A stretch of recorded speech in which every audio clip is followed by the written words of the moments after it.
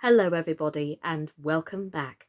Now if you recall at the end of the last episode, we saw the mouse storm off in a huff and we didn't know whether he would return. But we're about to find out what happens next in Chapter 4 of Alice in Wonderland by Lewis Carroll. The Rabbit Sends in a Little Bill.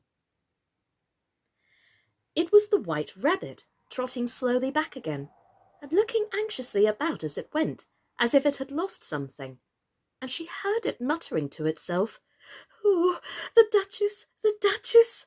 Oh, my dear paws! Oh, my fur and whiskers!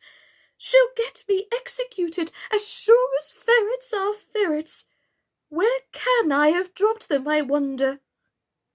Alice guessed in a moment that it was looking for the fan and the pair of white kid gloves, and she very good-naturedly began hunting about for them, but they were nowhere to be seen. Everything seemed to have changed since her swim in the pool, and the great hall with the great glass table and the little door had vanished completely. Very soon the rabbit noticed Alice as she went hunting about, and called to her in an angry tone, "Why, Marianne, what are you doing out here? Run home this moment and fetch me a pair of gloves and a fan. Quick now!" And Alice was so much frightened that she ran off at once in the direction it pointed to, without trying to explain the mistake it had made. "He took me for his housemaid," she said to herself as she ran. "How surprised he'll be when he finds out who I am. But I'd better take him his fan and gloves.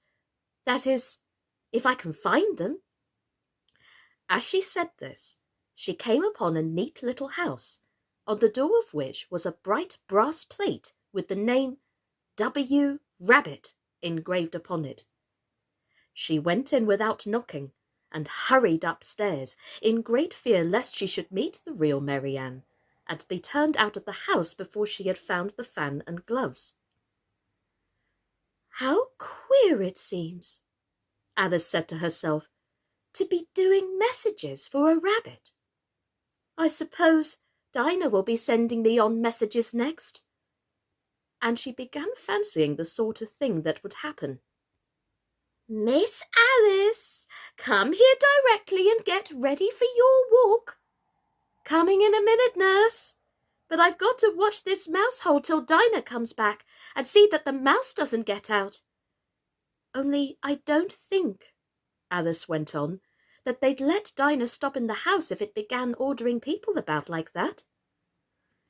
By the time she had found her way into a tidy little room with a table in the window, and on it, as she had hoped, a fan and 2 or 3 pairs of tiny white kid gloves, she took up the fan and a pair of the gloves and was just going to leave the room when her eye fell upon a little glass bottle that stood near the looking-glass.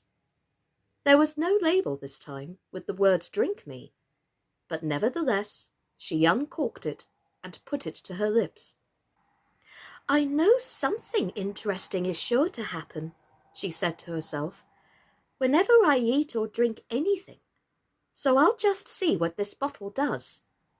I do hope it'll make me grow large again, for really I'm quite tired of being such a tiny little thing." It did so indeed, and much sooner than she had expected.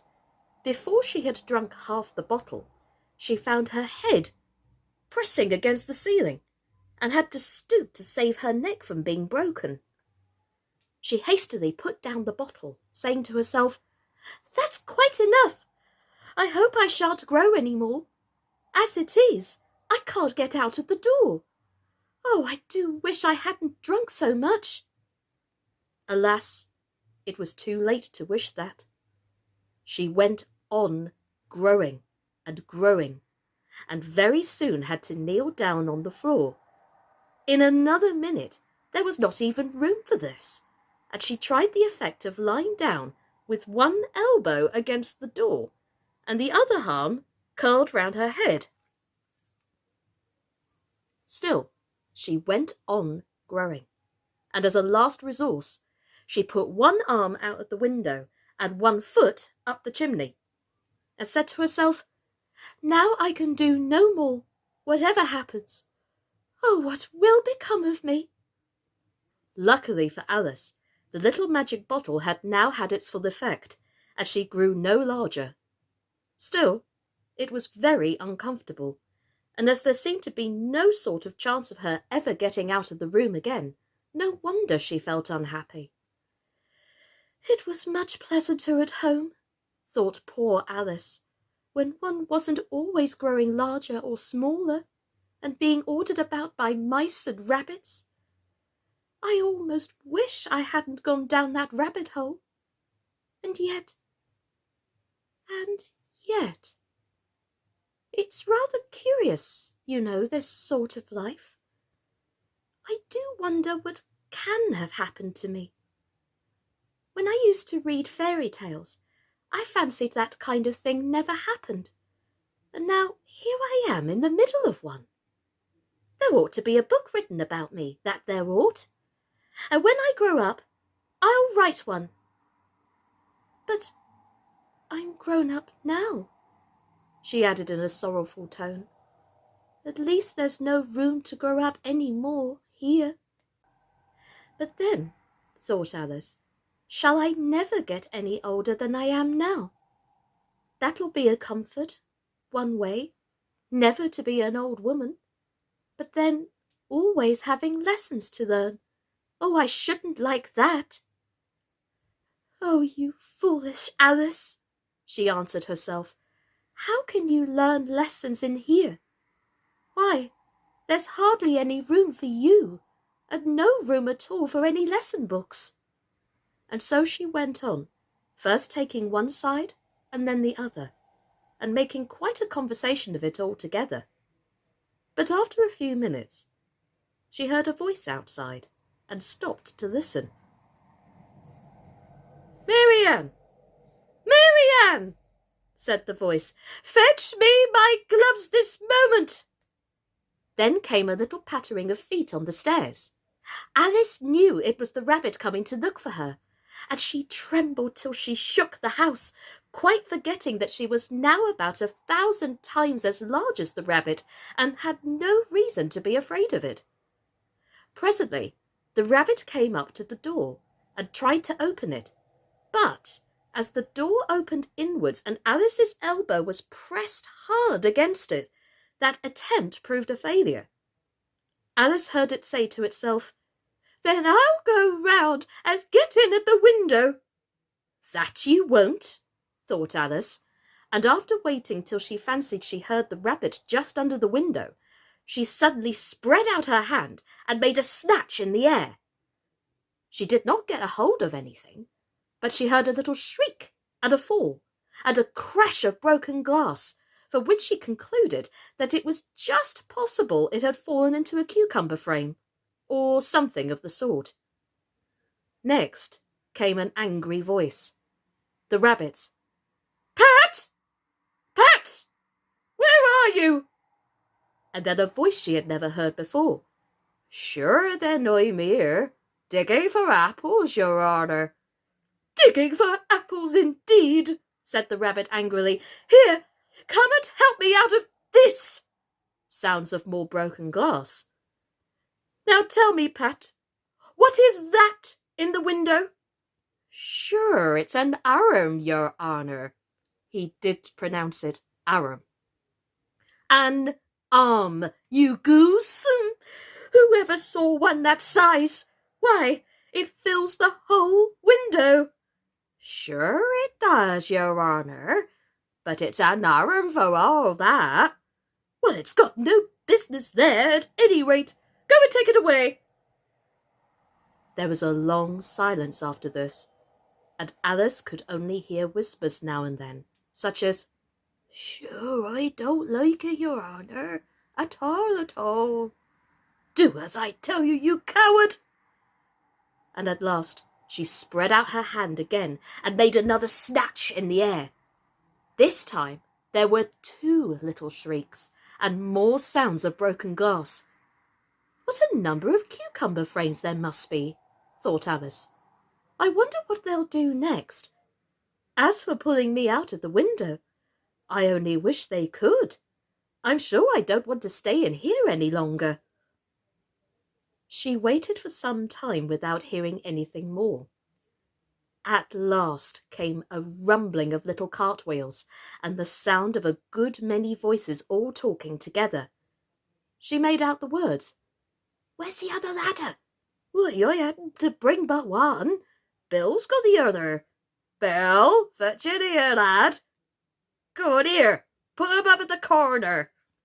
"No, tie 'em together first. They don't reach half high enough yet." "Oh, they'll do well enough. Don't be particular." "Here, Bill, catch hold of the rope. Will the roof bear? Mind the loose slate. Oh, it's coming down. Heads below." A loud crash. "Oh, now who did that?" "It was Bill, I fancy." "Who's to go down the chimney?" "Nay, I shan't. You should go do it." "That I won't, then." "Bill's got to go down." "Here, Bill, the master says you've got to go down the chimney." "Oh, so Bill's got to come down the chimney, has he?" said Alice to herself. "Why, they seem to put everything upon Bill. I wouldn't be in Bill's place for a good deal. This fireplace is narrow, to be sure, but I think I can kick a little." She drew her foot as far down that chimney as she could, and waited till she heard a little animal, she couldn't guess of what sort it was, scratching and scrambling about in the chimney close above her, saying to herself, "This is Bill." She then gave one sharp kick, and waited to see what would happen next. The first thing she heard was a general chorus of, "There goes Bill." Then the rabbit's voice along, "Catch him, you by the hedge." Then silence, and then another confusion of voices. "Hold up his head, Brandy, now. Oh, don't choke him. How was it, old fellow? What happened to you? Tell us all about it." Last came a little feeble, squeaking voice. "That's Bill," thought Alice. "Well, I hardly know. No more, thank ye. I better know, but I'm a deal too flustered to tell you.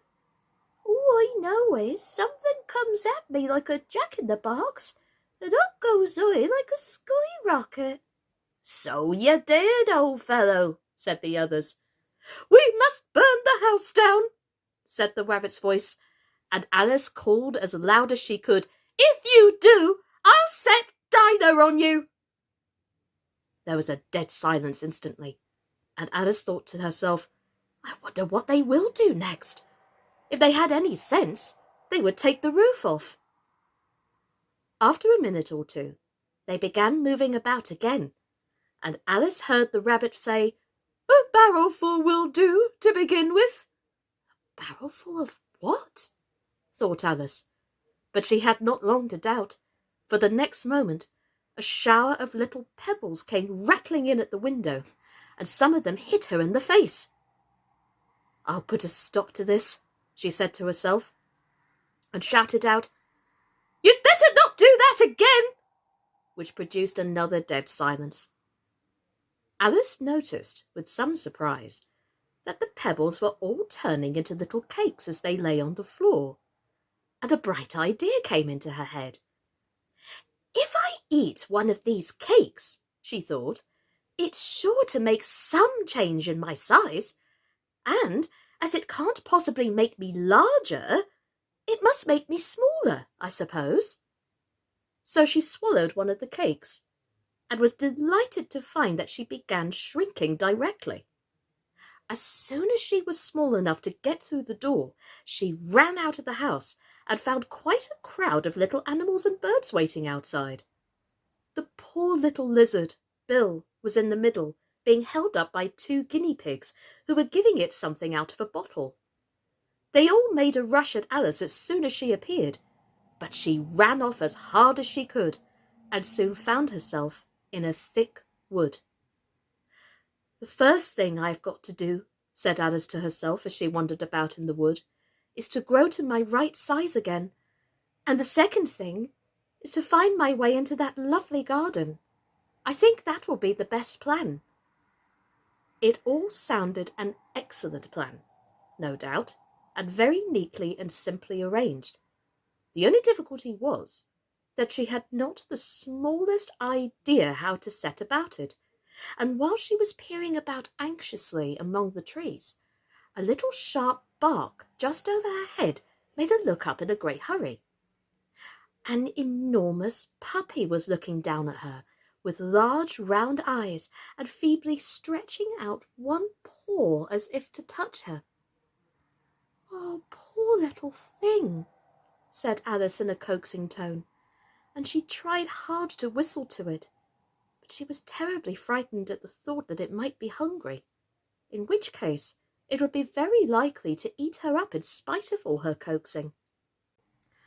Hardly knowing what she did, she picked up a little bit of stick and held it out to the puppy, whereupon the puppy jumped into the air off all its feet at once with a yelp of delight and rushed at the stick, and made believe to worry it.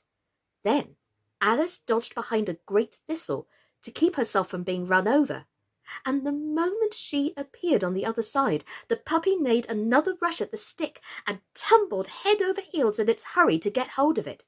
Then Alice, thinking it was very like having a game of play with a cart horse, and expecting every moment to be trampled under its feet, ran around the thistle again. Then the puppy began a series of short charges at the stick, running a very little way forwards each time and a long way back, and barking hoarsely all the while, till at last it sat down a good way off, panting, with its tongue hanging out of its mouth and its great eyes half shut. This seemed to Alice a good opportunity for making her escape, so she set off at once and ran till she was quite tired and out of breath, until the puppy's bark sounded quite faint in the distance. "And yet what a dear little puppy it was," said Alice, as she leant against a buttercup to rest herself, and fanned herself with one of the leaves. "I should have liked teaching it tricks very much. If only I had been the right size to do it. Oh dear, I'd nearly forgotten that I've got to grow up again. Let me see. How is it to be managed? I suppose I ought to eat or drink something or other. But the great question is, what?" The great question certainly was, what?